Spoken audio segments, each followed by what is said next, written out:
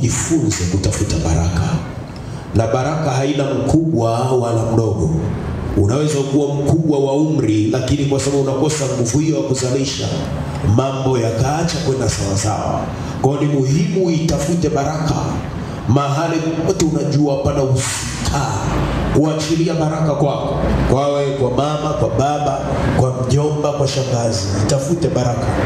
Nenda tu atamke neno lolote atakaololitamka, kwa kuwa yeye ni mkuu, atasababisha kitu kwenye maisha yako. Sema amen. Amen. Lakini baraka ambayo ni ya muhimu zaidi kwako ni baraka ya Mungu. Haleluya. Anayetamka baraka ya Mungu juu yako, ikisha tamkwa kiungu, hata hizo nyingine zisipotamkwa, utafanikiwa tu. Haleluya. Amen. So leo tunaendelea na kipengele kingine kinachosema baraka ya mtu inaweza kuchukuliwa kwa hila iliyotengenezwa na adui. Mbaraka wa mtu, andika hivyo, mbaraka wa mtu unaweza kuchukuliwa kwa hila, unaweza kuchukuliwa na mtu mwingine. Andika, baraka wa mtu unaweza kuchukuliwa kwa hila iliyotengenezwa na adui. Kumbuka tulisema baraka ni uwezo. Kwa hiyo baraka ni kitu cha rohoni kinachotumika kufanya jambo likae sawa. Baraka haina kabila wala ukoo. Baraka haina jinsia, kwamba lazima awe mwanaume ndio apokee baraka, lazima awe mwanamke ndio apokee baraka, lazima awe fulani, lazima awe mweusi au mweupe ndio apokee baraka, lazima awe mtoto, lazima awe mtu mzima. No. Baraka unaachiliwa kwa yoyote tu ambaye ameona kibali au kapendelewa kutamkiwa baraka. Na kizazi hichi kinachoishi leo hakijui mambo haya. Kwa hiyo watu wa zamani walikuwa kiroho sana, walikuwa wamekaa kiroho sana, walikuwa wanafahamu vizuri umuhimu wa baraka kwenye maisha yao, na walisaka baraka kwa kila namna iliyowezekana ili wazipate. Lakini leo hii watu wala hawajui cha kufanya ili wapate baraka, hawahangaiki kutafuta baraka, wanaishi tu maisha jinsi waonavyo watu wengine wa dunia wakiishi, na maisha yao yamefanana sana na watu wengine walioshindwa, kwa sababu hakuna nguvu iliyoachiliwa juu yao ya kuwafanya washinde. Haleluya. Haleluya. Kitakacho kusababisha kushinda ni nguvu ya kiroho. Unaweza ukawa muombaji, unatoa pepo, unafungua watu, okay? Hiyo ni nguvu fulani unayo ya kufanya jambo fulani. Bwana asifiwe sana. Jana wangu Victor, ungewacha tu wakakaa kusongamana, saa nyingine ikitokea shida wanaumizana, wangekaa tu. Jifunze kuchukua tu katika atmosphere hiyo hiyo, hata kama vinaonekana vitu vingine havina watu. Nafikiri inakuwa nzuri, badala ile lipuka watu wanaanza kuumizana, inakuwa si nzuri sana. Bwana asifiwe sana. Haleluya. Haleluya. Haleluya. Na je, msibali kupangwa kama kila siku mnapangwa. Ujue yule mtu anataka nini, ukija ujiweke mahali sahihi ambao utakuja kuambiwa amka. Amen. Bwana asifiwe sana. Wana wa roho wanaongozwa na roho, si unarudia kosa lile kila siku. Yaani pale pale unapokaa unakuja kuambiwa amka, ndio hapo kesho unakaa, ndio kesho mtu unakaa. Jifunze kuwa mtu wa rohoni. Sema amina. Mungu akubariki sana. Pokea hiyo kwa jina la Yesu. Usisubirie kupangwa. Kusubiria kupangwa ni kumsumbua huyo anayesimama kupanga kila siku. Haleluya. Bwana wa rohoni, utafika kule mbinguni, utaenda kuanza kukaa sehemu, nani atakuja kukutoa? Utapitwa na kila mtu. Maana watakaokuja watajua wanataka kukaa mbele muone Bwana. Haleluya. Sasa kama umekaa kule kwenye kona kule, umekaa kule unasubiria malaika watakuja kupanga, utabaki hapo. Haleluya. Tufanye practice sasa hivi, tufanye mazoezi sasa hivi. Haleluya. Hebu pea makofi tukufu. Okay, tuendelee. So baraka ya mtu inaweza ikachukuliwa kwa hila Na watu wengi sana wamepoteza baraka zao kwa sababu waliwaamini watu ambao hawakuwa sahihi kwenye maisha yao. Waliwaamini watu wakafanya nao kazi, watu ambao walikuwa wanashirikiana. Mtu ambaye umemfundisha kazi wewe, yani umemfundisha kazi wewe, akaja akakupindua, akawa yeye ndio anachukua zile tenda ambazo wewe ndio ulikuwa unazichukua ukimfundisha. Aliiba mbaraka wako kwa hila, alafu unakuwa wala sio kibarua tena, wala sio chochote, na kisha huwa kukumbuki wewe, anakuacha kabisa nyikani, unabaki jangwani. Bwana asifiwe sana. Baraka ya mtu inaweza kuchukuliwa kwa hila, kwa sababu baraka ni kitu roho. Baraka ni kitu cha kiroho. Watu wangu naona kila siku na sawa hii imani inakosa battery everywhere. Bwana asifiwe sana. Bwana asifiwe sana. Hebu sema baraka yangu iliyochukuliwa itarejeshwa kwa jina la Yesu. Hebu sema itarejeshwa kwa jina la Yesu. Itarejeshwa kwa jina la Yesu. Unajua kuandaa ibada ni pamoja na kuweka hizi maiki sawa. Ni pamoja na kuweka hizi maiki sawa, kuziweka on. Nikija hapa na kuta iko on, ni kuchukua na kuendelea na kazi. Hiyo ndio maana kuandaa ibada. Weka mazingira kae sawa. Usiache vitu vingine shinafika hapa anze kufanya mwenyewe, no. Hiyo ndio maana kusema umeandaa ibada. Kuandaa ibada ni mazingira kae sawa everywhere. Hebu mpigie makofi watumishi hawa. Hebu mpigie makofi watumishi hawa. Hallelujah. Amen. Hallelujah. Amen. Hallelujah. Amen. Hallelujah. Amen. Hebu sema Yesu anaweza. Yesu anaweza. Pia tena Yesu anaweza. Yesu anaweza. Naomba nikija hapa siku nyingine nikute maiki, ni kuwasha tu na kuendelea, sio kuanza kufungua. Mungu awabariki watendaji. Tuwapigie makofi tena. Okay. Kwa hiyo baraka ya mtu inaweza kuchukuliwa, na inapochukuliwa mtu anabaki mkiwa. Anabaki hana mbele wala nyuma, kwa sababu kile alichotarajia kimsaidie kimechukuliwa, na kimechukuliwa kwa hila.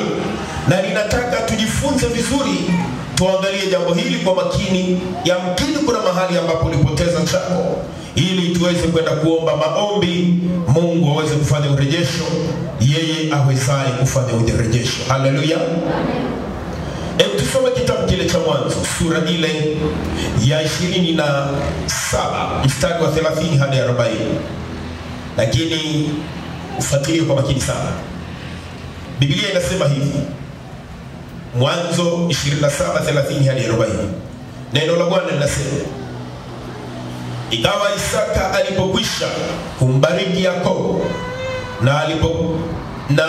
alipokuwa kwisha kumbariki Yakobo, na alipokuwa Yakobo ndiyo kwanza ametoka mbele ya Isaka baba yake, mara Esau ndugu yake akaja kutoka katika kuinda kwake, naye pia amefanya chakula kitamu, akamletea babaye. Akamwambia baba yake, babangu, naondoke ale mawindo ya mwanao, ili roho yako inibariki. Amba usimame hapo, kwamba mtu anakula chakula kimwili, lakini kinachobariki ni roho. Haleluya.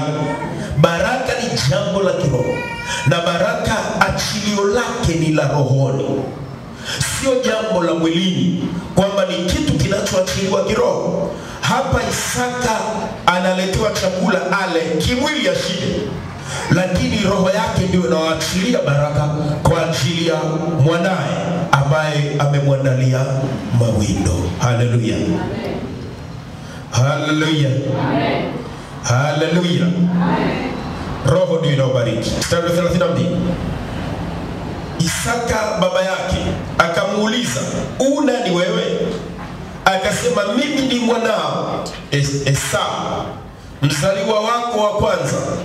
Isaka akatetemeka tetemeko kufa, akasema, ni nani basi yule aliyetoa mawindo akaniletea?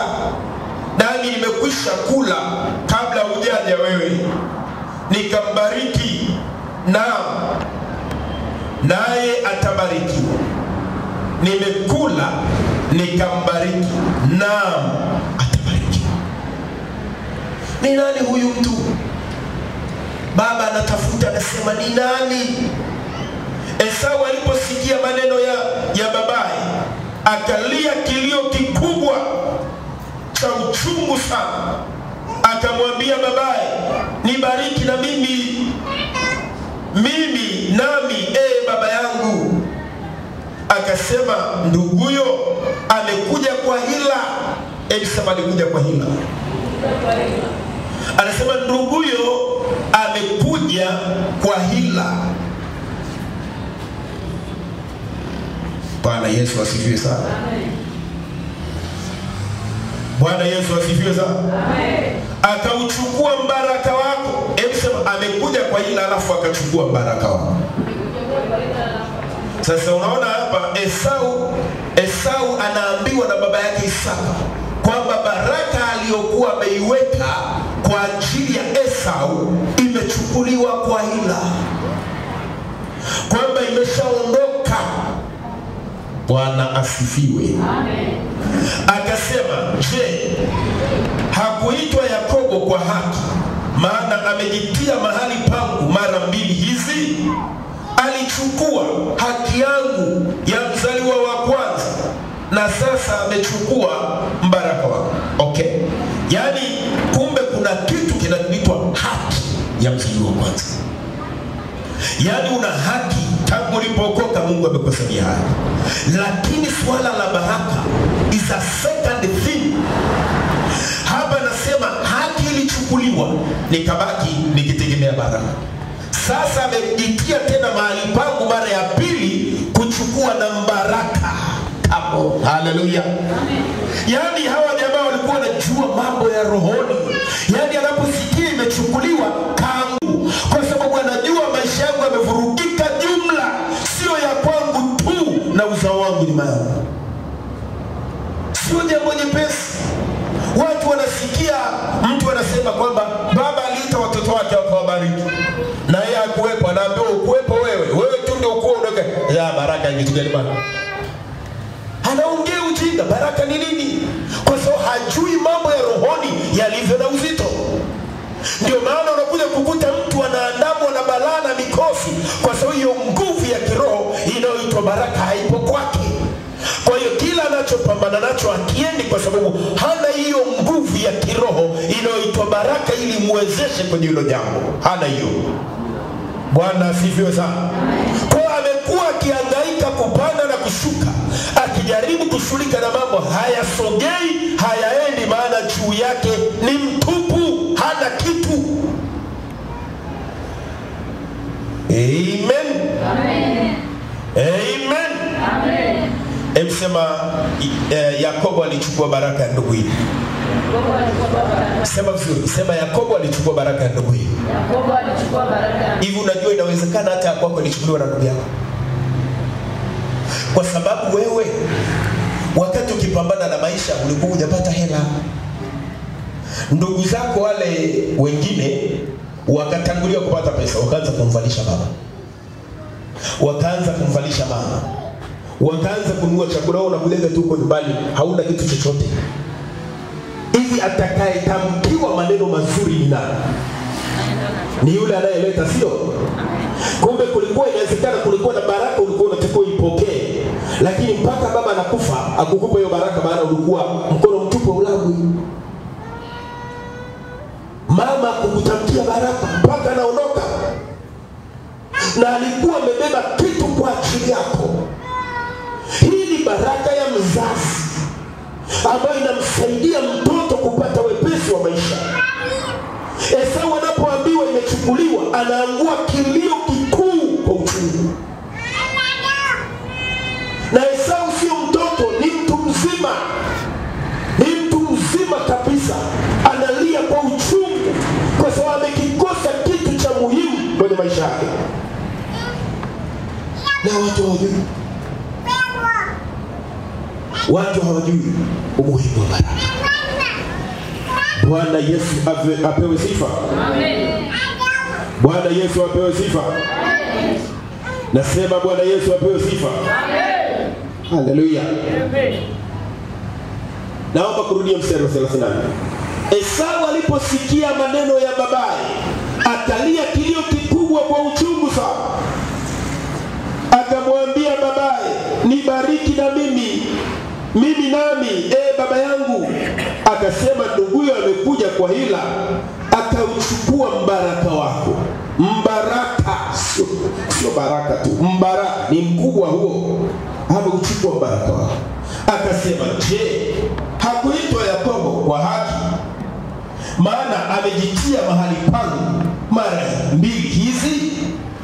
Kumbe kuna baraka inampasa Esau na kuna baraka inampasa Yakobo. Baraka zipo kwa majina yao. Anasema aliitwa Yakobo kwa haki, Yesu Esau. Sasa inawezekanaje ajitie mahali pa Esau mara mbili? Amejitia mara ya kwanza kuchukua haki yangu mimi Esau kama mzaliwa wa kwanza. Tajitia mara ya pili kuchukua baraka wangu. Kama ilivyo kwenye familia zetu, wazaliwa wengine wa kwanza walinyimwa haki ya kumiliki kwenye familia, na hiyo familia haiwezi kukaa salama milele kwa sababu mzaliwa wa kwanza alitengwa nje. Unisikilize vizuri. Mzaliwa wa kwanza kwa mujibu wa kanuni na sheria za kiroho, kila baraka zilizogawanywa za kumiliki na kutawala anatakiwa awe na sehemu mbili, double portion. Bwana asifiwe sana. Yaani awe na double portion. Sasa mataifa wamefika mahali pa kumfukuza hata mzaliwa wa kwanza, hawamtaki. Au wanamnyang'anya, wanamwachia kilicho kidogo kuliko wengine. Anayependelewa ni yule wa mwisho. Wamegeuza kanuni. Ndio maana matatizo unakuta hayaishi. Mungu alipochukizwa na jambo hilo, mzaliwa wa kwanza amefungiwa mlango, akaamua kutupa pensa na presha iwaangamize upesi, watoke kwenye uso wa nchi, maana wafai tena, wamechukua haki ya mzaliwa wa kwanza. Na mzaliwa wa kwanza akimlilia Mungu, mzaliwa wa kwanza akimlilia Mungu kwenye familia ya kutakatifu. Bwana Yesu asifiwe. Labda ukutane tu na aliyeokoka na saa ndugu zangu sasa. Na yeye ukutana na yule ambaye anamlilia Mungu, anamwambia Mungu, angalia matendo haya walionitenda. Hiyo kipigo watakachopata watajuta. Kwa sababu mzaliwa wa kwanza ndiye Bwana aliyemtenga, akasema huyu ni mtakatifu kwangu. Kwenye kila familia huyu ni mtakatifu kwangu. Kwa hiyo mzaliwa wa kwanza ni mali ya Bwana. Yeye ana roho kubwa zaidi kuliko ndugu zake kumwendea Bwana. Yaani kama ni serikalini tukisema yeye ni waziri, anaruhusiwa kukutana na rais saa yote. Haleluya. Haleluya. Haleluya. Sasa Esau anauliza, je, jina lake aliloitwa Yakobo hakuitwa hilo jina kwa haki? Kwa nini atoke na aache kuchukua baraka yake inayomhusu yeye kama Yakobo, aje akakae mahali ambapo ni baraka yangu mimi kama Esau? Mara ya kwanza na mara ya pili. Bwana Yesu asifiwe sana. Amen. Bwana Yesu asifiwe sana. Amen. Anasema alichukua haki yangu ya mzaliwa wa kwanza, na sasa amechukua mbaraka wangu. Akasema, je, hukuniwekea na mimi mbaraka? Hapa ni Esau sasa amebaki kwenye kikao, mbaraka imeshachukuliwa. Anamuuliza baba yake, kwa hiyo baba yangu, hukuniachia mimi mbaraka wote?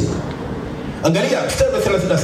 Isaka akajibu akamwambia Esau, tazama, nimemfanya awe bwana wako. Hapa neno naumiza sana. Yaani nimeshamfanya awe bosi wako. Kumbe baraka ile inayotamkwa inaweza kubadilisha mtu na kumfanya awe mtu fulani. Bwana asifiwe sana. Mungu wangu akakufanya kuwa mkuu kwa jina la Yesu aliye hai. Ukawe mkuu kila mahali kwa jina la Yesu aliye hai. Na ukuu wako ujulikane na kuonekana. Amina. Haleluya. Amen. Isaka akajibu akamwambia Esau, tazama, nimemfanya awe bwana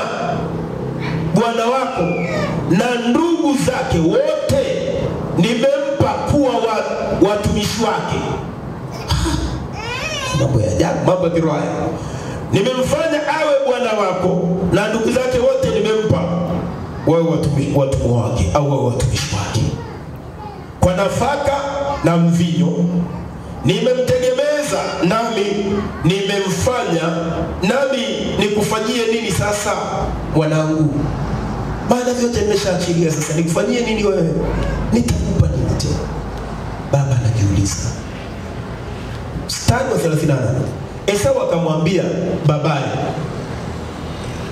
una mbaraka mmoja tu babangu. Yaani wewe unaniambia kwamba umeshatoa. Babangu unakuanga tu na mbaraka mmoja tu. Hauna mbaraka mwingine wote babangu. Yaani umekuanga tu na mbaraka mmoja. Anasema unibariki mimi nami baba yangu. Esau akapaza sauti yake akalia. Anajua kitu cha kiroho kimeondoka. Basi mstari wa 39, Isaka aliposikia machozi sana ya mtoto wake analia uchungu na maumivu, Isaka baba yake akajibu akamwambia, angalia penye madono ya nchi patakuwa kwa makao yako. Hiyo ndio baraka na upewa. Mahali penye unono wa nchi patakuwa ndio makao yako, na penye umande wa mbinguni unaotoka juu, kwa upanga wako wewe utaishi. Kwamba ile baraka imeshaondoka, wewe utaenda kupigana. Bwana ziviwe sana. Ili ufanikiwe sasa, kwa sababu baraka yako imeshachukuliwa, inabidi ukapambane. Bwana ziviwe sana. Na ndio wengi tulio hapa leo lazima tupigane kiroho ili tuweze kuchukua. Ndicho Isaka anamwambia mtoto wake Esau. Anamwambia, kwa upanga wako wewe utaishi, nawe utamtumikia nduguyo. Yaani hili neno libaliki, utamtumikia ndugu yako. Na itakuwa utakapoponyoka. Haleluya. Yaani una namna, lazima uwe mtumwa tu. Maana nimeshatamka. Lakini utakapoponyoka, utalivunja kongwa lake katika shingo yako. Haleluya. Hayo ndio maneno Isaka wasa. Haleluya. Amen. Kwamba kwa upanga wako utaishi. Maana bila upanga wewe hamna kitu. Yaani Isaka kapiga picha, mimi naondoka. Na shida Isaka ilikuwa hana macho. Macho yamepofuka. Hata ukiangalia mistari ya nyuma wakati chakula kimeletwa, alishikashika akachezwa machana. Akamwambia, hivi wewe ni Esau? Wewe ni Esau kweli? Ngoja niangalie ile mistari kama nitaiona. Yaani alishtuka hivi, akamwambia, wewe ni Isaka? Kweli wewe ni Esau mwanangu kweli wewe? Hapa ninachezewa rafu hapo. Bwana Yesu asifiwe sana. Bwana asifiwe sana. Amen. Okay. Angalia. Hebu nianzie mstari wa 22. Mstari wa 22 hapo nianzie. Basi Yakobo akakaribia Isaka babaye, naye akampapasa, maana haoni.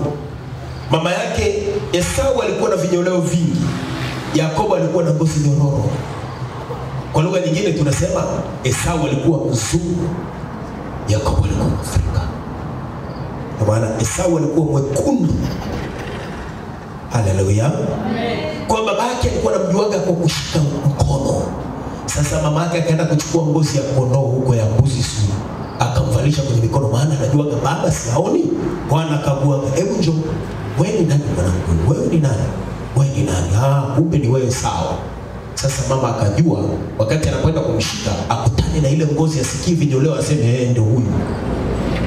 Kila Bwana asifiwe sana. Mungu atusaidie sana. Amen. Sema Mungu atusaidie. Mungu atusaidie. Angalia mstari wa 20. Basi Yakobo akamkaribia Isaka babaye, naye akampapasa akasema, sauti ni sauti ya Yakobo. Yaani ninavyosikia unavyoongea, hiyo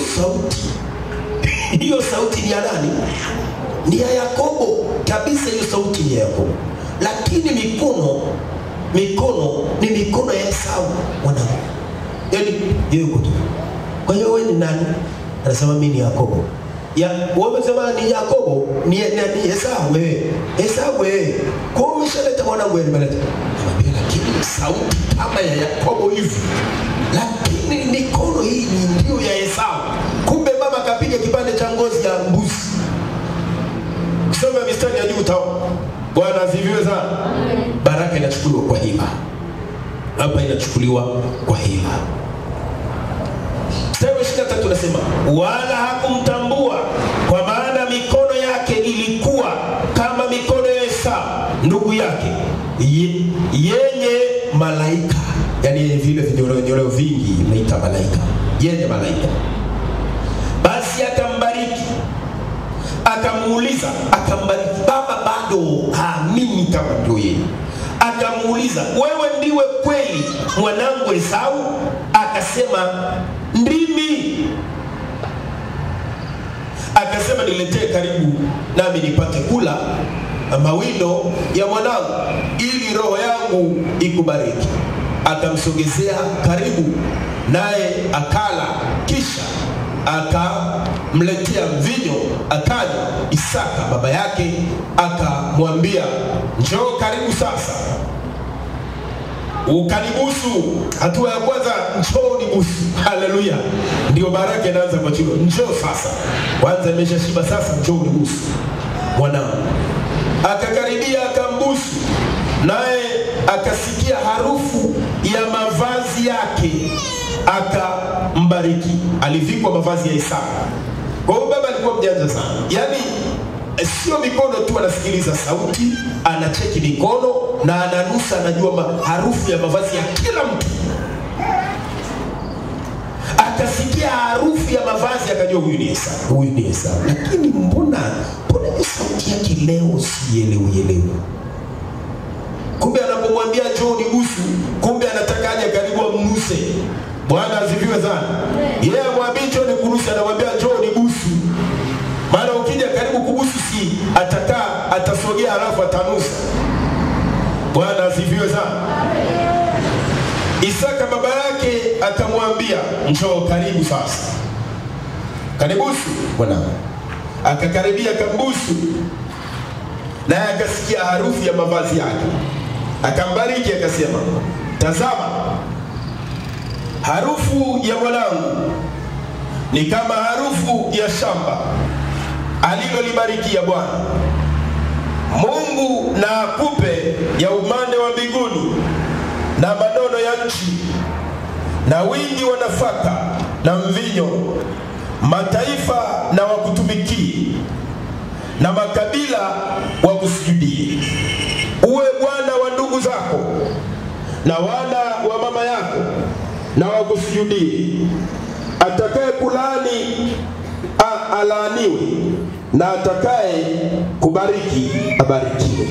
Hiyo ndio baraka iliyotamka. Haleluya. Sasa Esau yuko kwa nakimbizana na swala na mshale kuja kupata huyo swala, kuja kurudi kutengeneza. Mama akashamaliza mama. Bwana Yesu asifiwe sana. Kwa hiyo Yakobo akaenda kuishi maisha ambayo sio yake.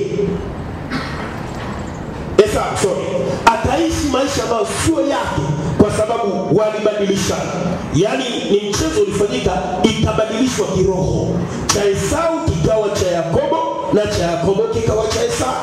Na ndivyo watu ule wengi leo wamejikuta wanaishi maisha ambayo sio yao. Maana wengi wenu hata mlipookoka mlitamkiwa maneno mabaya na mkupata viongozi wa kiroho wa kuwasaidia. Na mkaishi yale maneno, maana waliotamka walikuwa wakuu kweli. Wanasifiwa sana. Lakini leo yataondoka, yatapuputika kama nyumba ya udongo au nyumba ya makuti. Yatafutika kabisa na yatakuwepo, maana mimi ni mkuu niliyowekwa na Bwana kuliko hao waliotamka. Haleluya. Haleluya. Kwa baraka inaweza kuchukuliwa kwa hila. Mtu ataishi maisha ambayo sio yake. Nisikilize. Kuna mama mmoja alikuwa anauza maziwa sana pale, sio alikuwa anauza mpaka sasa, na anauza nusu. Akapata wateja wengi sana. Pale mjini ukipeleka maziwa usiku, utakusanya hela ambayo itachanganyika au uji au chai. Sasa huyu mama akapata wateja wengi, alikuwa anapeleka themos 2, zikawa 4, zikawa 6, zikawa 8, zikawa 12. Anakuja kapu limejaa themos. Kufika saa 5 usiku kashamaliza. Wasitokea wadada, wakaiangalia ile biashara yake, wakaona anapata sana. Wakaenda siku walienda wapi? Wakaenda kumtengenezea kitu cha giza.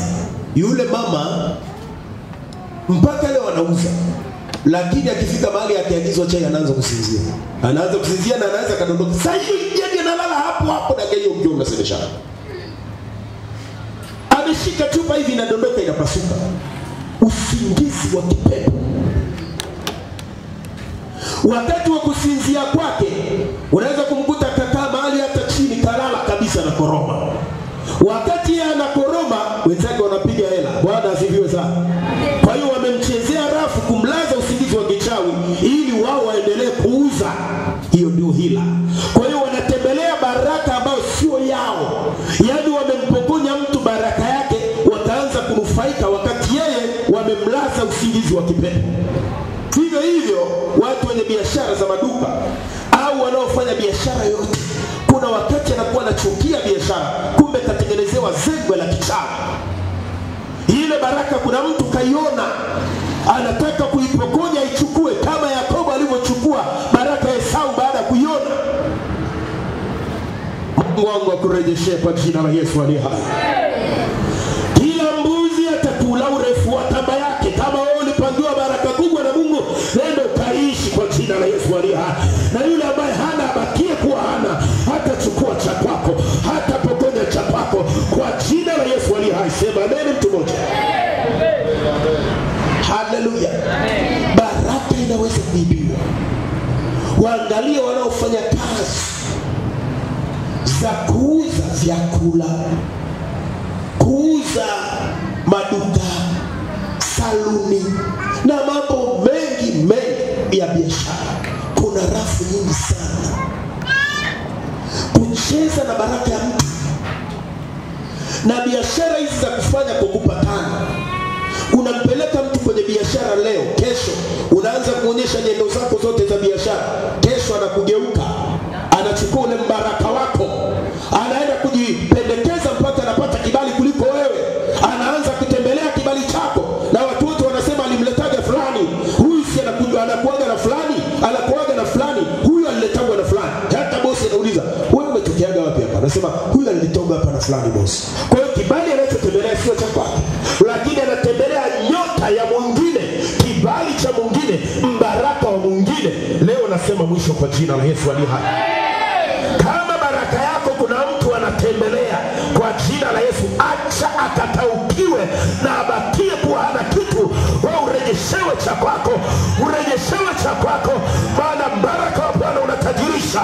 Lazima kurejee wewe, uanze kubarikiwa, uanze kutajirishwa na hiyo baraka kwa jina la Yesu aliye hai. Sema amen. Majambazi wa kiroho wamekuwa wengi. Mtu unalala usiku na wote unaibiwa.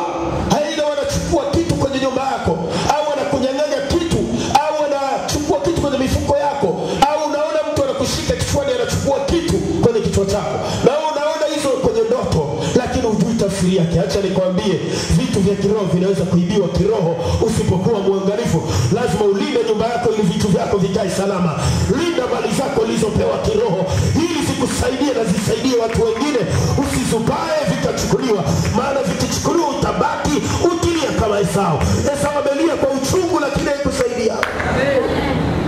Fikiri ni baba huyu amezaa watoto na anampenda Esau kuliko Yakobo, maana anajua ndio mzaliwa wake wa kwanza, ndiye nguvu zake, lakini kashatamka kwa Yakobo. Na baba zaidi anasema, nimemfanya kuwa bwana wako na wewe utakuwa mtumwa wake, na ndugu zako wote nimewafanya wewe watumwa wake. Nimempa. Unajua ni nini? Esau alikuwa anamhudumia sana baba yake, na ndiye alikuwa anaenda kutafuta mawindo ili baba ale. alikusudia ziwe juu yake na hao wamtumikie, maana yeye alimtumikia baba yake. Bwana asifiwe sana. Amen. Lakini misplace, atawachilia ile baraka itaenda mahali ambapo sipo penyewe. Na baraka ikishatamkwa haifai kufuta. Ukishatoa kiroho huwezi kunyang'anya. Ndio maana unaona waimbaji waliokuwa naimba vizuri wakikengeuka wanaweza kuwa waimbaji wa dunia na wanyang'anyi, kwa sababu ukishapewa kiroho huwezi kupokonywa. Ndio maana Biblia inasema karama za Mungu hazina majuto. Yaani Mungu akishakupa amekupa, mtakutana siku kuu. Maana cha kiroho kikishaachiliwa hakifai kupokonya. Haleluya. Haleluya. Leo nilikuwa kwenye gari nakuja hapa. Sasa mama mmoja akaomba ashushwe pale Solo. Wamempitiliza na wanampeleka mpaka wanakaribia kumleta huko juu kwa fundi. Nikajisikia vibaya sana, nikasema hata mtu wangu anaweza kufanywa hivi. Nikamwambia kono unachofanya sio sawa. Kwa nini unamfanyia huyu mama hivi? Akiwa kukulipa fedha au unamuonea na kumnyanyasa kwa sababu unamuona ni mama mtu mzima, hawezi kupambana na wewe. Nikalazimisha ile gari likasimama. Sasa ile gari liliposimama, mimi namwambia kondakta hujafanya sawa. Wale watu wananiambia Bwana Yesu asifiwe. Bwana Yesu asifiwe mtu wa Mungu. Bwana Yesu asifiwe mtumishi wa Bwana. Sasa ninasema ni kitu gani hii? Mimi natetea haki ya mtu, wanaacha kusikiliza kile ninachotetea, wananiambia Bwana asifiwe mtumishi wa Bwana. Haleluya. Sasa sijui nimeongea kichungaji, sijui nimeongeaje. Watu nawaangalia hata siwajui, wananiambia Bwana Yesu asifiwe. Haleluya. Tayari kusema nini? Kile ulichopewa kitakutambulisha popote unapokwenda. Popote unapokuwa kitakutambulisha. Ukikohoa watasikia ni fulani huyu. Ukisalimia watasikia huyu ni fulani. Ukikaa pembeni yao watajua huyu ni fulani, kwa sababu ndivyo ulivyo. Sasa wakikichukua unakuwa mtu mwingine ambaye sio huyo, wanashindwa kukudefine. Hawezi kukujua kwa sababu kile cha kwako halisi kimechukuliwa. Ndio unasikia kwamba nyota ya mtu imechukuliwa, nyota ya mtu imechukuliwa. Unaposikia nyota ya mtu imechukuliwa, ni ule mbaraka umechukuliwa. Nasema nalazimisha kwa jina la Yesu aliye hai. Sio kama unanielewa anachokiongea. Hebu sema nalazimisha kwa jina la Yesu. Mamlaka za kiroho zilizochukua cha kwangu, zilizoiba cha kwangu, zirejeshe kuanzia sasa kwa jina la Yesu aliye hai. Kwa jina la Yesu aliye hai. Falme za giza zilizochukua baraka yangu, na rudisha kwa jina la Yesu aliye hai. Rudisha sahihi. Rudisha sahihi kwa jina la Yesu aliye hai. Nisikilize. Haki ikichukuliwa kwa mtu inaenda kudaiwa kwa sheria. Unasikia vizuri? Mtu akipokonywa haki yake inaenda kupatikana kwa sheria. Ndio maana unaona watu wanapenda mahakamani. Wanapokwenda mahakamani kuna mmoja anasema kilikuwa hiki ni cha kwangu, huyu akaninyang'anya. Hii ilikuwa ni manyangu, huyu akanifanyia rafu. Kwa sheria inatafuta haki, alafu inamrejeshea mwenye chake haki yake. Sema amina. Yesu ndiye mwisho wa sheria. Haleluya. Yesu Kristo ndiye mwisho wa sheria. Na kwa neno hili nakwambia chochote kilichochukuliwa kwa hila kwenye maisha yako, ukiwa hai, ukiwa tumboni kwa mama, kabla hujatoka ukawa hai kwa miguu yako, ukarejeshewe kwa jina la Yesu aliye hai. Ulikuwa katika tumbo ni mdogo kikachukuliwa, ulikuwa ni mtoto mchanga kikachukuliwa, ulikuwa ni kijana kikachukuliwa, umekuwa mtu mzima kikachukuliwa, na amuru kirejeshwe kwa jina la Yesu aliye hai. Haleluya. Hebu pigie Yesu makofi yako mazuri sana. Sasa nisikilize vizuri. Unapodai, ninatoa order hapa. Leo usiku wa leo na kesho mpaka jioni mtakuwa mnadai vitu vyenu vilivyochukuliwa kisheria, kiroho. Mtasimama katika ulimwengu wa roho kuvidai. Huwezi kwenda mahakamani ukawa hujui kilichopotea ni nini. Huwezi ukaenda mahakamani ukasema naona kama nimeibiwa. Pale mahakamani sasa kufungua kesi. Naona kama nimeibiwa. Umeibiwa nini? Na hisi tu kama nimeibiwa hakimu. Ningeomba tu niendeshe kesi na nahisi aliyeniibia ni fulani. Haiwezekani hiyo. Lazima useme nimeibiwa gari. Lazima useme nimeibiwa fedha. Lazima useme nimeibiwa mbuzi. Lazima useme nimeibiwa mtoto. Nimeibiwa kitu fulani. Ukitaji. Kwa hiyo usiwezi kwenda kudai kitu kwenye ulimwengu wa roho usichokijua. Bwana asifiwe sana. Bwana asifiwe sana. Haki hupatikana kwa nini? Sema haki inapatikana kwa sheria. Sema Yesu Kristo ndiye mwisho wa sheria. Sema Yesu Kristo ndiye mwisho wa sheria. Sema Yesu Kristo ndiye hakimu wa kweli. Na alikuja kutafuta na kurudisha kilichofanyaje? Alikuja kutafuta na kurudisha kilichofanyaje? Ule mbaraka wako uliopotea Yesu alikuja kutafuta na kurudisha. Ile neema uliyopoteza Yesu Kristo alikuja kutafuta na kurudisha. Ule utajiri uliopoteza Yesu Kristo alikuja kutafuta ili akurejeshe. Haleluya. So ili uweze kudai vizuri unatakiwa kujua aina za baraka za kimungu. Aina za baraka za Bwana. Hebu andika hiyo. Aina za baraka za Bwana. Ili unapoenda kukabana na shetani kwenye maombi ujue ni kitu gani unadai. Haleluya. Haleluya. Kesi haiwezi kuendeshwa kusipokuwa na pande mbili. Na haiwezi kuendeshwa kesi ambayo haina maada kwamba ni kitu gani kinadaiwa, hakijulikani ni kitu gani, eti watu wanazozana ulichukua nini? Lazima useme uliiba nguo yangu. Lazima useme ulichukua haki yangu ya mzaliwa wa kwanza. Lazima useme ulichukua baraka wangu. Haleluya. Kuna watu wanaishi maisha ya wengine. Watu wenye maisha yao wamekuwa maskini kwa sababu ile nguvu ya kufanikiwa haiwafanikishi wao. Imeibiwa, imechukuliwa na adui. Mungu wangu akurejeshe kwa jina la Yesu. Amen. Anasema nitakurejeshe ile miaka. Nitakurejeshe ile miaka. Yaani miaka ilishapita alafu anasema atairejesha. Kwa hiyo ana uwezo wa kurudisha kitu chochote. Amen.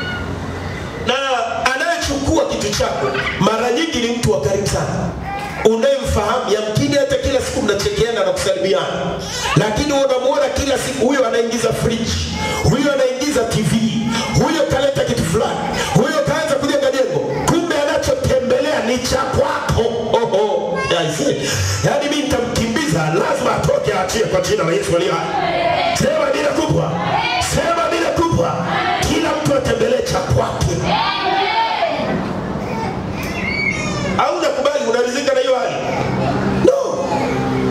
Esau lazima urudishiwe haki yako. Sema amina. Sema Esau lazima urudishiwe haki yake. Sasa Esau akupambana. Baba yake alimwambia mzee, sasa kwa jinsi nilivyombariki jamaa cha kukusaidia chukua upanga. Ukapambane. Yaani wewe utapambana kwa upanga ndio upate. Lakini wewe na ndugu zako wote lazima muwe watu. Kwa huyu jamaa maana nimeshatamka. Alafu ukija ukipata nafasi ukiponyoka tu unafunja hilo kwa huko.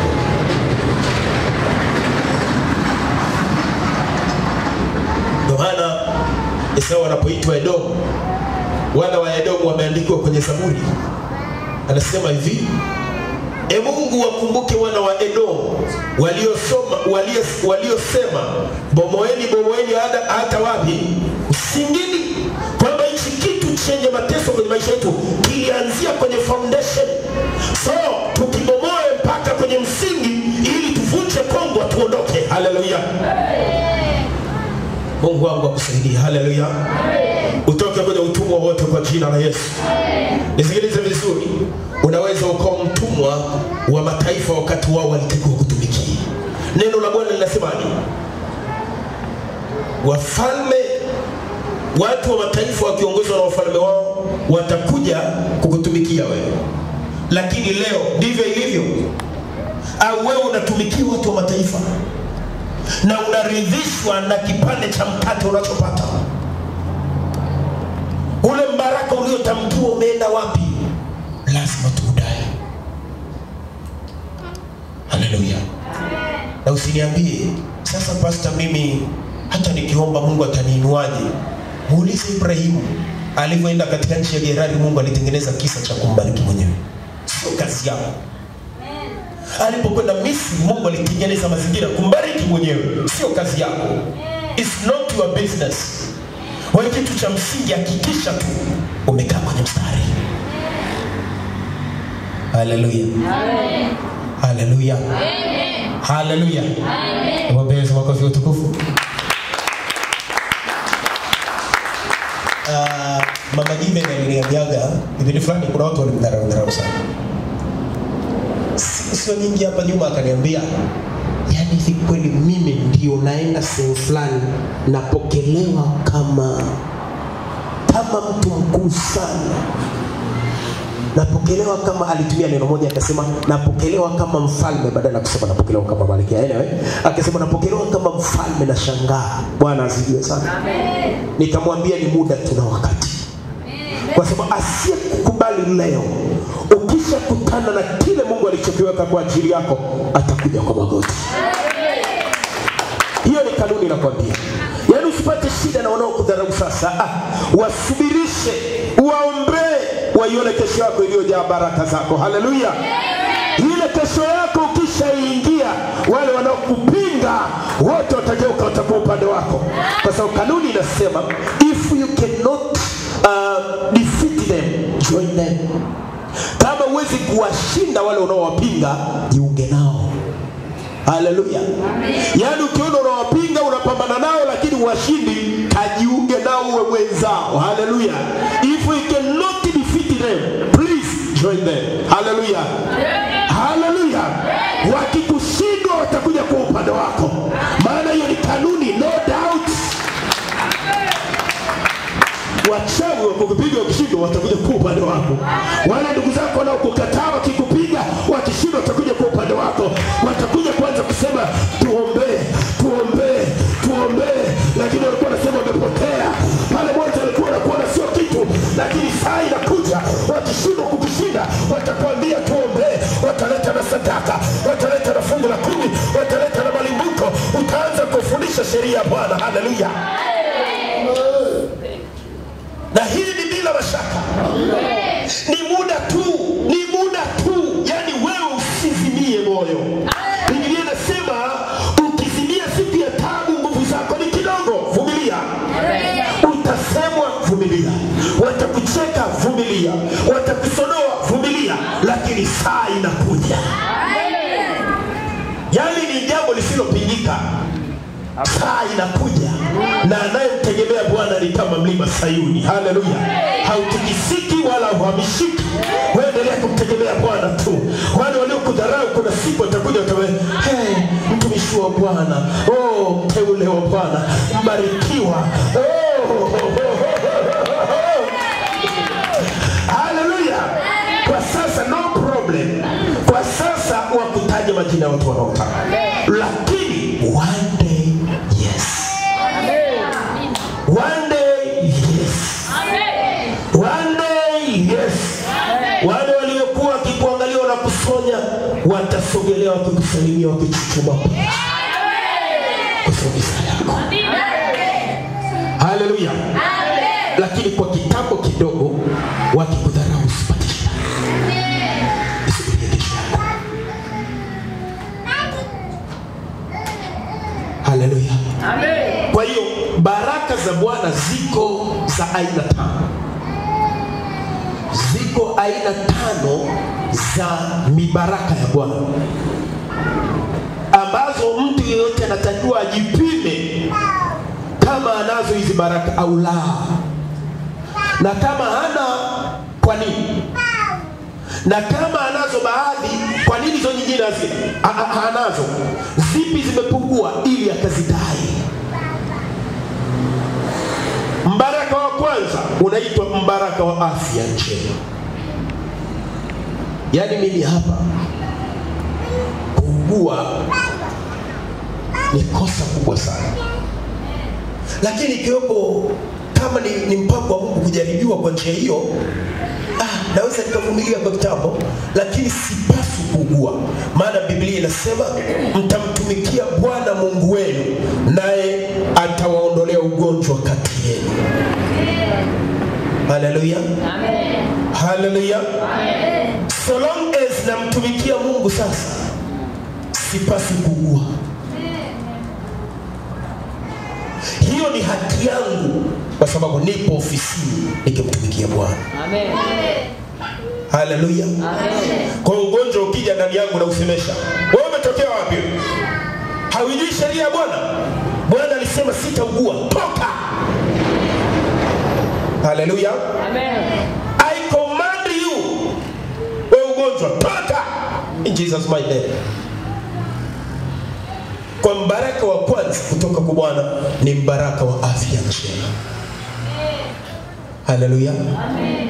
Hebu sema sukari huna nafasi kwangu. Sukari huna nafasi. Pressure huna nafasi kwangu. Hebu sema kila ugonjwa kwa jina lako huna nafasi kwangu. Huna nafasi kwangu. Hebu sema tena huna nafasi kwangu. Huna nafasi kwangu. Alafu sikia nikwambie, ukiona mambo yako hayaikai vizuri, jisogeze karibu na waliobarikiwa. Suna hata chakua hapa, peleka tu hapo, peleka hata chumvi pakiti moja. Iwe nenda kujiconnect. Bwana asifiwe sana. Baraka ile inaambukiza. Ulishakana na mtu mwenye flu Ulishakana na mtu mwenye flu. Ukikana mtu mwenye mafua, dakika 2 utaambukizwa na wewe. Kwa sababu yani ndio hivyo, inaambukiza tu ukikaa karibu. Sasa baraka ya Mungu inaambukiza. Haleluya. Ukikana waliobarikiwa na utabarikiwa tu. Ukikana walio na afya njema utashinda pia magonjwa ya kipepo yatakuwa na nafasi kwako. Haleluya. Na ukikana watu ambao wameshinda kwenye eneo la uchumi, na utashinda kwa sababu wao wameshinda. Haleluya. Amen. Haleluya. Amen. Sema baraka ya Bwana utajirisha. Baraka ya Bwana utajirisha. Mbaraka aina ya pili unaitwa mbaraka wa uchumi. Mbaraka wa uchumi. Hivi nikuulize, Ibrahim alikuwa na ng'ombe kiasi gani? Na mbuzi kiasi gani? Na kondoo kiasi gani? Alafu jiulize, wewe una hata kifaranga kule nyumbani? Alafu wewe ni uzao wa nani? Uzao wa nani jamani wewe? Siamini hapa leo. Uzao wa Ibrahim wa namna gani huu? Uzao wa Ibrahim wa namna gani? Hata yeye angefuka leo angesema siwajui. Nyie sio wa kwangu nyinyi. Ayubu alikuwa na mifugo kiasi gani? Hao wanaitwa watu wakuu wa Mungu. Watu wakuu wa nani? Wa Mungu. Ukuu unatokana pia na vile ulivyo navyo. Haleluya. Amen. Inazungumza na watu ambao na waonea wivu kesho yenu kwa jina la Yesu. Amen. Nitawaona mking'aa kwenye utukufu wenu. Amen. Haleluya. Amen. Nitawaona mking'aa kwenye utukufu wenu kwa jina la Yesu. Amen. Sasa ni hivi. Sema Sasa ni hivi. Sasa nisikilize. Marekani sipo. Uingereza sipo. Australia sipo. Canada ipo. Amen. Kila mahali mataifa makubwa, si ndio? Amen. Tutakuunganisha kwa jina la Yesu. Amen. Usipokuwa na shirika, ukawa na kituo cha televisheni. Usipokuwa na kituo cha televisheni, uwe na redio. Usipokuwa na redio, uwe na shirika kubwa, taasisi kubwa itakayofanya mabadiliko. Nisikilize kuanzia leo. Anza kufikiria wana kampuni. Kuwa na nini? Umeona watu wanaosupply wanasambaza majuku. Wamesajili kampuni zao. Wakaenda kununua kile mashine cha kutakasa maji. Vifungashio na vipata huko vipo vimejaa. Anatengeneza nembo yake na kuilipia. Akishalipia anajaza maji, anaanza kupita kusambaza kila mahali. Maji yanaitwa Shasta, sio yanaitwa Shasta, pengine yanaitwa Kilimanjaro. Anzisha kwako useme Sinyisi water clean. Bwana asifiwe sana. Sinyisi clean water, sorry. Sinyisi clean water. Amen. O sinyisi drinking water. Bwana asifiwe sana. Andika jina unalolitaka. Weka, wasema maji yaliyotoka kwenye milima ya sinyisi. Au milima ya Meru eti. Maji safi kutoka kwenye maporomoko ya nini? Ya Meru.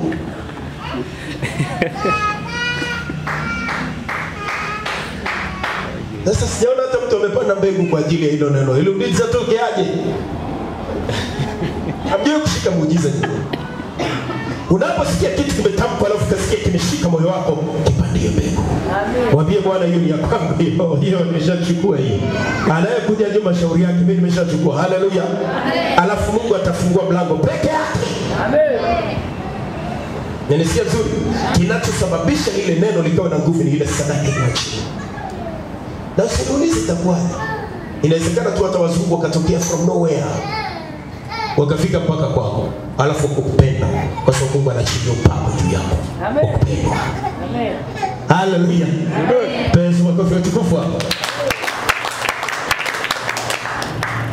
Kwa hiyo siku nisiyojua katika maombi haya nitaachilia vitu hivi. Sema amina. Na ninapoviachilia kuna kitakachokurukia wewe tu. Sema amina. Yaani kuna kimoja kitakurukia wewe na kitakupata na kitajishika kwako kitatoka. Sema amina. Na sisubiri watoto wako. Mimi nataka Mungu aanze na wewe. Ili uwe na testimony, uwe na ushuhuda wa kusema Bwana alitenda. Siku moja mtumishi wa Bwana alisimama akasema ameachilia kitu fulani na mimi nikasadiki nimepokea kikawa changu. Oh, haleluya. Amen. Haleluya. Amen. Haleluya. Amen. Haleluya. Amen. Watu wanauza piano, wanauza madrums, wanauza magenerator, wanauza mixer hizo. Bidhaa moja tu ukiuza kama drums hii, mtu anakuambia ni 950,000. Dakika moja kitu hichi kidogo tu hivi au milioni na laki kadhaa. Dakika moja tu ambazo wewe hazikufanyi kwa kukosea Mungu. Ukiuza ile mixer ni 800,000. Biashara kubwa kama hizo. Usiombe kwa Mungu upate duka la kuuza pipi au kuuza maziwa. Muombe Mungu biashara ambayo ukiweka hapo mjini kila mtu akifika anakohoa. Kila mtu akifika pale jasho linamtoka. Kila mtu akifika pale anasema hakika huyu ni mtu mkuu wa Mungu. Amen. Haleluya. Haleluya. Na itatokea. Unajua kwa nini havipo sasa hivi? Hakuna aliyekutamkia. Sasa yuko hapa aliyeinuliwa na Bwana kwa ajili ya kizazi hiki ambacho ni wewe kwa jina la Yesu. Na ninapoenda kutamka inatokea. Na nitakuonyesha Mungu alisema tuwabarikije nyinyi. Sema amina. Lakini tunashangaa tuone mtu anayetubariki kwa hayo maneno Bwana alisema yatatamkwa hapa na kila mtu atachukua cha kwake. Na baraka ya Mungu haipendelei. Sio kaza sasa mimi hapa kanisani mara chache hivi kweli mimi nitapewa kweli au nitabaguliwa? Wewe kitakachokurukia ndicho cha kwako. Amen. Bwana asifiwe sana. Amen. Alafu tunataka kufanya agano la kiungu. Mungu alisema kitu na mimi. So siku yoyote tutakuwa na kitu tutakileta. Bwana asifiwe sana. Ambacho hichi kitu nitakupa maandiko yatakao kusaidia uelewe kile tunachokisema. Usome kimaandiko kwenye Biblia yako, alafu niambie kwa nini hatakuwa kutendewa na mtu yeyote hicho kitu. Tunajikuta tunazunguka tu kama watu ambao wajielewe. Mungu atusaidie. Mbaraka wa tatu unaitwa mbaraka wa ndoa. Ndoa nayo ni baraka. Ndoa nayo ni nini? Alafu baraka ya nne inaitwa mbaraka wa watoto. Na mbaraka wa tano unaitwa mbaraka wa kutamalaki. Kutamalaki. Utawala. Miliki. What do you have? Ni kitu gani unacho?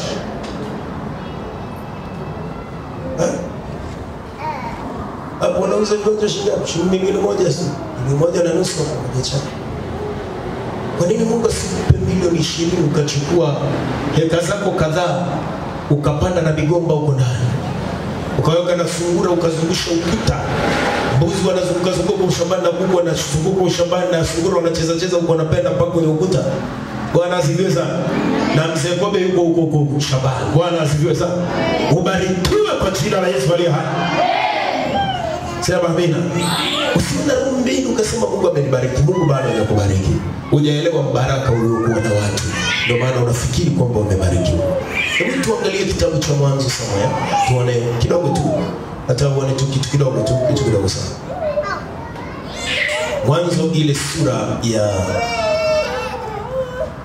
13. Soma mahali kidogo tu. Mwanzo 13.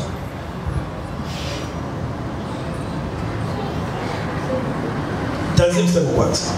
Angalia Ibrahim anapotoka Misri. Anasema Abraham akapanda kutoka Misri, yeye na mkewe na kila alichokuwa nacho akapanda nacho, na Lutu pamoja naye mpaka kusini. Naye Abraham alikuwa ni tajiri. Inasema Abraham alikuwa ni tajiri. Biblia inasema naye Abraham alikuwa ni tajiri sana kwa mifugo, kwa fedha na kwa dhahabu. Akaendelea kusafiri kutoka kusini mpaka Bethel. Alikuwa ni tajiri sana wa fedha, mifugo na dhahabu. Haleluya. Haleluya. Haleluya.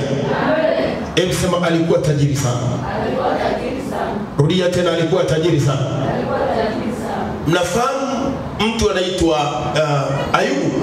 Ayubu alinyang'anywa kila kitu kwa hila ya adui, lakini baadaye alirudishiwa kila kitu.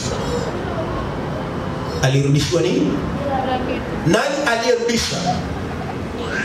Ni Mungu. Tena alifanyaje? Aliagiza watu watoke na kila mtu atoke na kipande akambariki. Unafahamu hicho kisa? Mungu wainue ndugu zetu kwa jina la Yesu. Mungu wainue kwa jina la Yesu. Sema amina. Hebu sema naamuru kuanzia sasa wale waliokusudiwa kunitumikia waje wanitumikie kwa jina la Yesu aliye hai. Wako wapi? Wako wapi? Fanya haraka waje kutumikie. Maana Bwana alishawainua. Sema amina. Wanatakiwa waje na kila kitu chao. Waje na fedha, waje na magari, waje na vyakula, waje na kila kitu wakutumikie, na mavazi wa kuvike upendeze. Amen. Wapo watu Mungu amewaweka. Amen. Haleluya. Amen. Haleluya. Amen. Hebu mpigie Yesu makofi kwa jina la Yesu. Pigie Yesu tena makofi kwa sababu anakuja. Pigie tena Yesu makofi, sema wanakuja kwa jina la Yesu.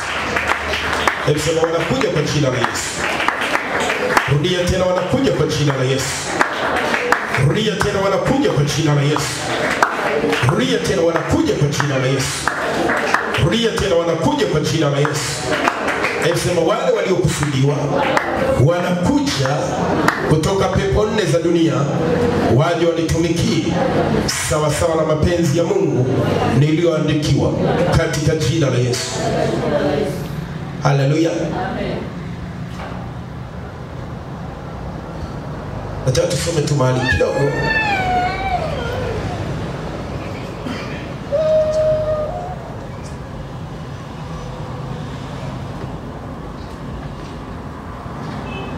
Okay.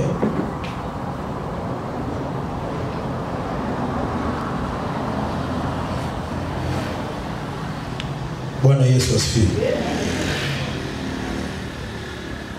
Naomba nisome kitabu cha Ayubu sura ya 42.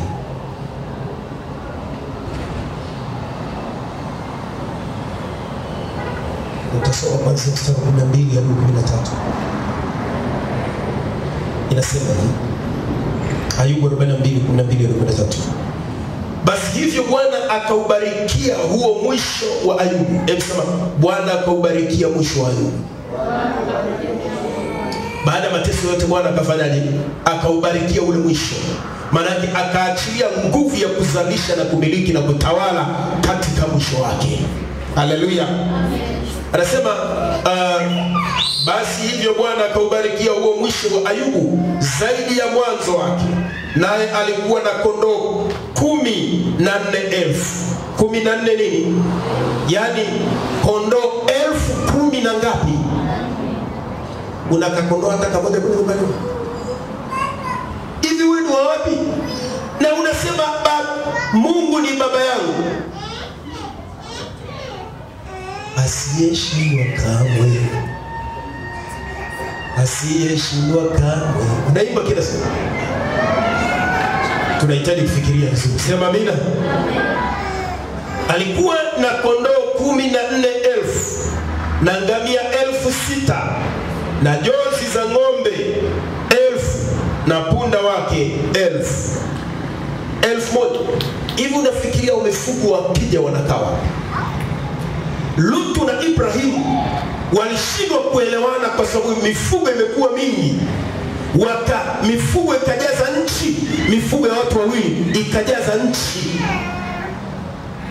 Hiyo ndio inaitwa mbaraka wa Bwana. Bwana Yesu asifiwe sana. Mbaraka wa nani? Kaangalia wale kondoo ambao Yakobo aliwatanguliza watangulie kumtangulia kwenda kwa ndugu yake Esau. Na ile mifugo iliyotangulia kaangalia yale makundi. Yaani mtu yuko hapa, mbuzi wako Kisongo. Wewe hata kuku mmoja ukimfuga na kufanya kigeni. Hivi kweli ile nguvu ya kuzalisha itoe baraka iko juu yako kweli? It is not there. Sikubali, haipo. Tutairejesha kwa jina la Yesu. Tutairejesha kwa jina la Yesu aliye hai. Tutairejesha kwa jina la Yesu aliye hai. Juzi nilikuwa na mama somewhere kule. Tukashangaa mtu mmoja amejenga gorofa mabanda ya kuku, gorofa sijui ni gorofa ngapi kwenda juu. Yaani kuku wako pale, hiyo sauti yao unasikia mshindo wanavyofanya ile milio yao ile. Mtu ameamua kuwekeza kwenye kuku. Alafu masomo yao. Hiyo unafikiriaje hapa kwa fungu kucha la kuku? Kucha. Badala wasaidia wanatakaga tena nyama ng'ombe. Chips kuku eti. Weka kucha la kuku. Alafu pale utengeneza vizuri, frigisi kanga vizuri, kanga na miguu, kanga na utumbo. Tuone utakavyokuja tu. Lazima shida. Alafu unauza. Bwana asifiwe sana. Bwana asifiwe sana. Mungu wangu akupe akili kwa jina la Yesu. Uwe mbaraka wa uchumi kawa juu yako kwa jina la Yesu. Ukawa juu yako kwa jina la Yesu aliye hai. Yaani wenazo kwa jina la Yesu aliye hai. Kuna mtu hapa anaenda kumiliki hela kweli? Yuko mtu hapa kweli? Yuko mtu hapa anauliza? Daudi akauliza, kuna mtu wa nyumba hii aliyebaki ili nimbariki? Yaani mfalme anatafuta mtu wa kumbariki kama wewe. Na wewe ni mfalme, umetakaswa kwa damu ya Yesu ukafanywa mfalme na tena ni kuhani. Alafu unakaa, kuna watu wananiambia eti kwamba mimi nimekosa mpaka hela natembea kwa miguu. Wewe unavunja kanuni. Mtu anatoka hapa aende mjini kwa mguu. Ulitoa wapi utumwa? Hii laana umeipata wapi? Lazima uje uombe ufunguliwe. Bwana asifiwe sana. Fedha na dhahabu ni mali ya nani? Bwana. Sasa wewe haya magari ni mali ya nani? Bwana. Kwa nini unatembea kwa miguu?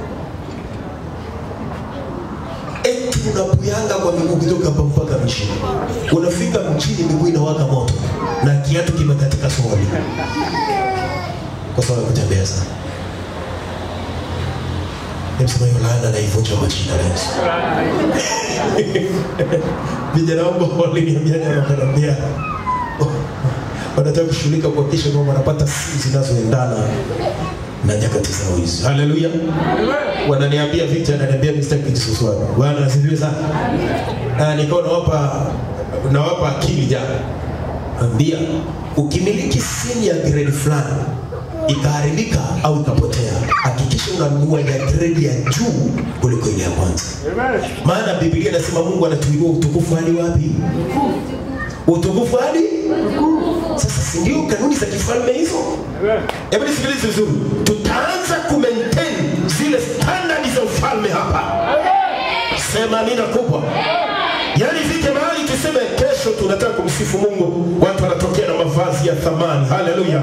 Watu wanatokea na mavazi ya thamani, wafalme wanaenda kusimama mbele za mfalme mkuu kumsifu na kumwabudu. Haleluya.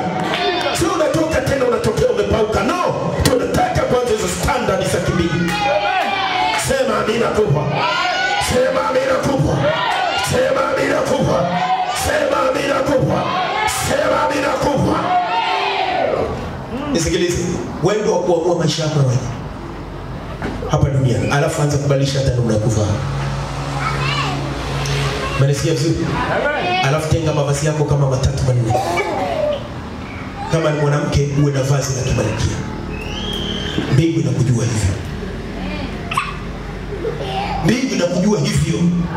Ni wewe tu unajiweka weka na mazingira yako, sikuelewi mimi mwenyewe nikikuangalia. Pokea baraka kwa jina la Yesu aliye hai. Pokea baraka kwa jina la Yesu aliye hai.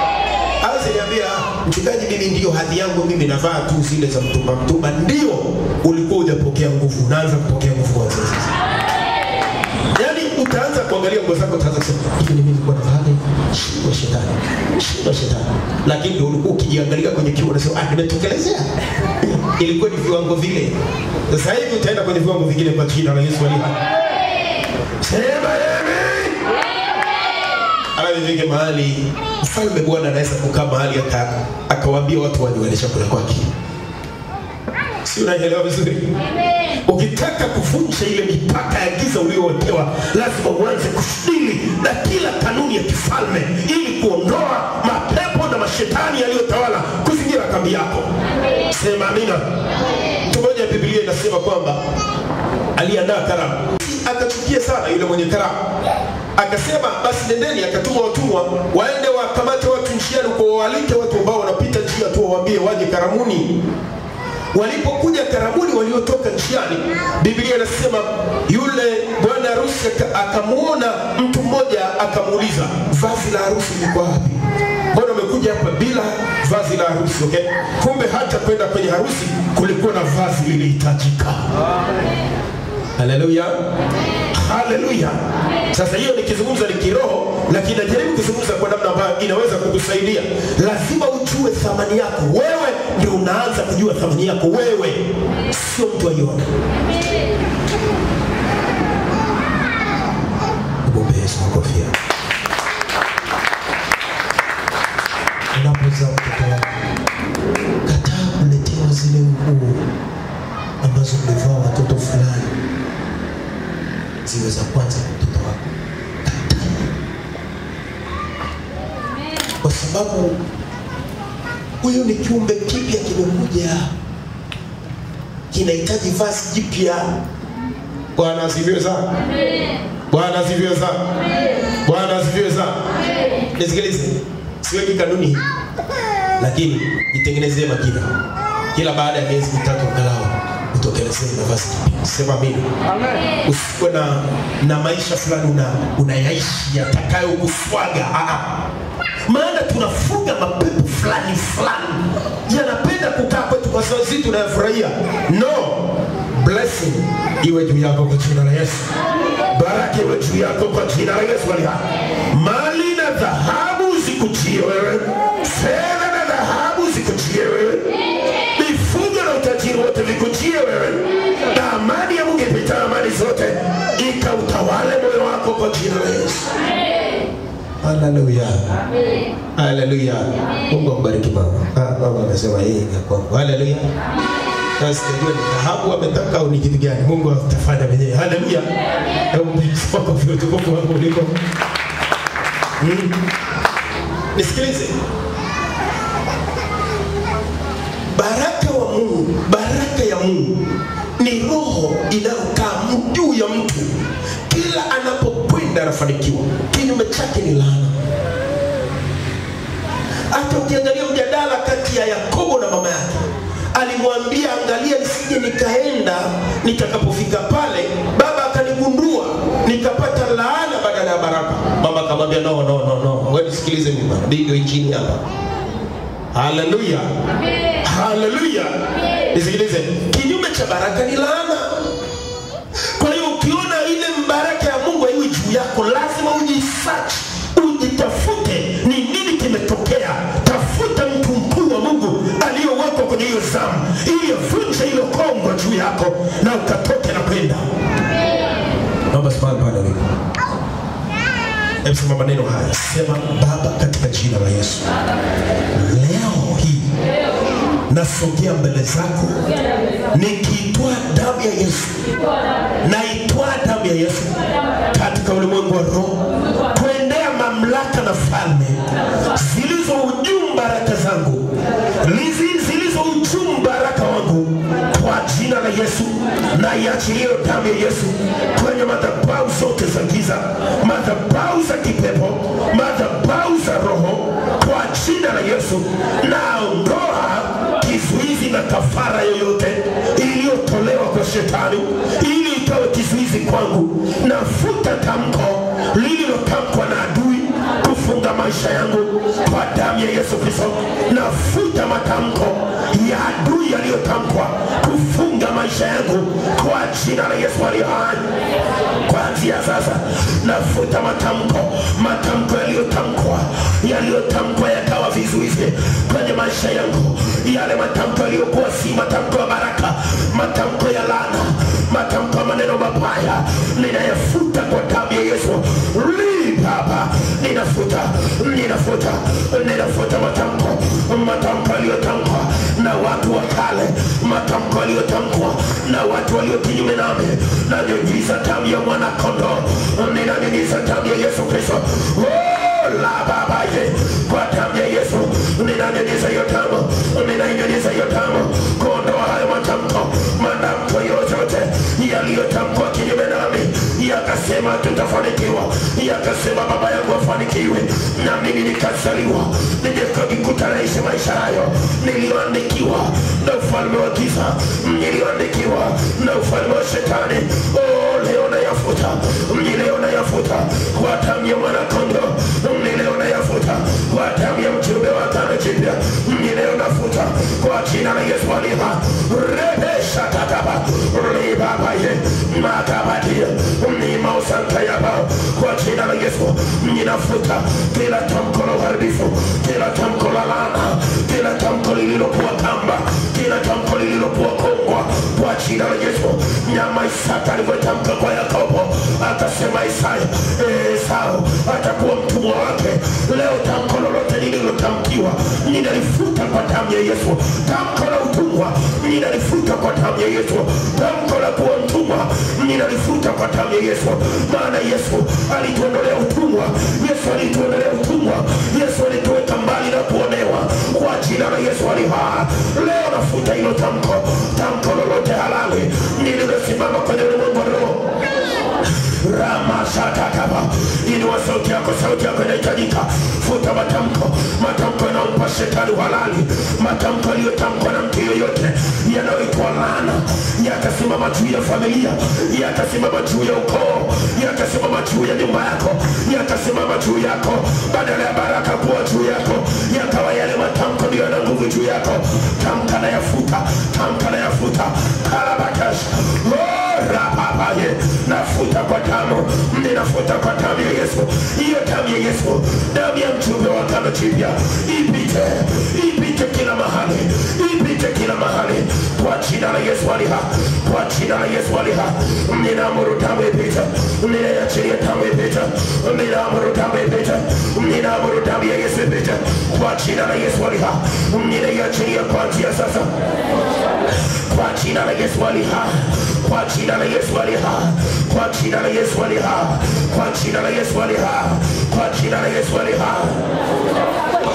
Ninafuta kwa jina la Yesu aliye hai, kwa jina la Yesu aliye hai. Futa kwa jina la Yesu aliye hai, kwa jina la Yesu aliye hai.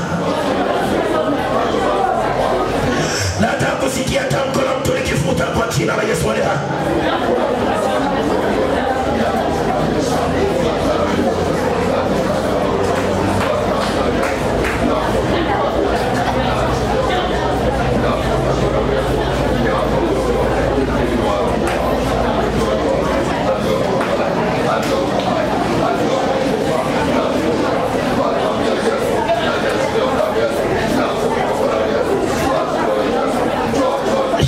Kwa jina la Yesu aliye hai. Kwa jina la Yesu aliye hai. Amen, amen, amen, amen. Emsema kwa jina la Yesu. Matamko yoyote niliyotamkiwa na wazee wa jadi, wakatamka maneno mabaya ya laana juu yangu, ninayafuta kwa damu ya Yesu. Ninayafuta matamko hayo kwa damu ya Yesu Kristo. Kwa damu ya Yesu Kristo ninatangaza kuanzia leo hayana nguvu juu ya maisha yangu.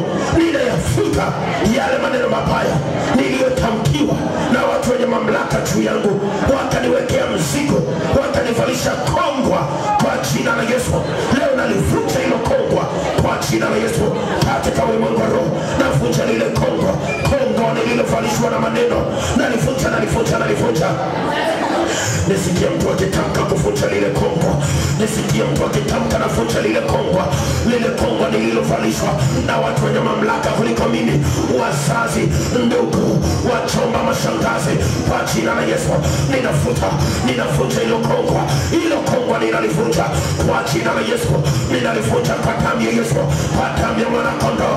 Raise up your voice. Inua sauti yako. Kuna jambo linaendelea. Kuna jambo linaendelea. Kuna jambo linaendelea kwa ulimwengu wako wa roho. Tamka. Ninavunja hilo kongwa. Ninavunja hilo kongwa kwa damu ya Yesu. Kwa damu ya Yesu. Ndio ni sasa. Ndio ni sasa. Ndio ni sasa.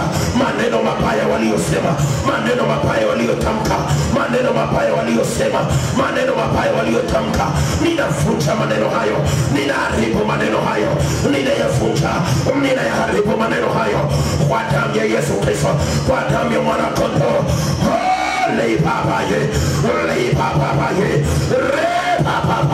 Maneno mabaya ninayofuta. Maneno mabaya yaliyoapizwa kwenye familia yangu, kwenye mji ninapoishi. Maneno ya maapizo yaliyosimama kama roho, yaliyosimama kama kizuizi, leo naondosha. Ninaondosha kwa jina la Yesu. Kwa damu ya Yesu ninaondosha kila pahala. Ninaondosha kila pahala kwa jina la Yesu. Ninaondoa.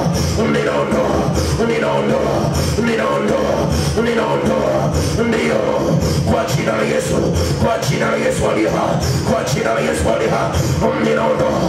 Ninaondoa kwa jina la Yesu.